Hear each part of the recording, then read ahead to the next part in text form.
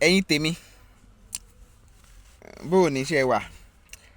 Ẹ pàdé mi ní aago 6 alẹ́ òní, 6 ìrọ̀lẹ́ Nigerian time ní TikTok. Aago 6 ìrọ̀lẹ́ ní TikTok. Tẹ́ bá pàdé mi ńbẹ̀, àwọn ẹ̀bùn ẹgbẹ̀lẹ́mùkún owó wà ńlẹ̀. Alani Nightingale ló ní á fún yín, ó ní á fún yín ni. Nígbà tó sì ti ní á fún yín, a gbọ́dọ̀ fún yín. Torí náà ẹ lọ follow Alani Nightingale ní Instagram àti YouTube. Tẹ́ bá ti follow ẹ̀ tán, ẹ like, kẹ́ comment, kẹ́ subscribe sí. Tẹ́ bá ti wá ṣe yẹn, ẹ wá pàdé mi lálẹ́ òní. Ìyẹn lálẹ́ òní tó jẹ́ ti Sátidé ọ̀la.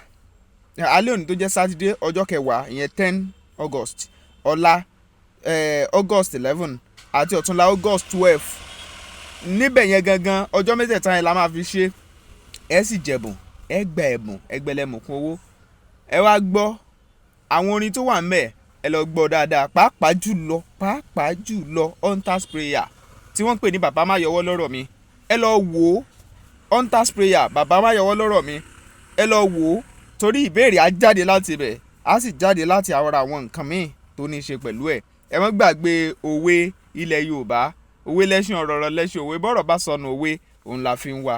Alani Nightingale ó ní ká kó ẹ̀bùn ràbàǹdẹ̀ fún yín o. Ẹ wá jẹ̀bùn lórí Bembeyeke Comedy ní YouTube. Ó yá, bàbá má yọwọ́ lọ́rọ̀ mi, bàbá má yọwọ́ rẹ lọ́rọ̀ mi o.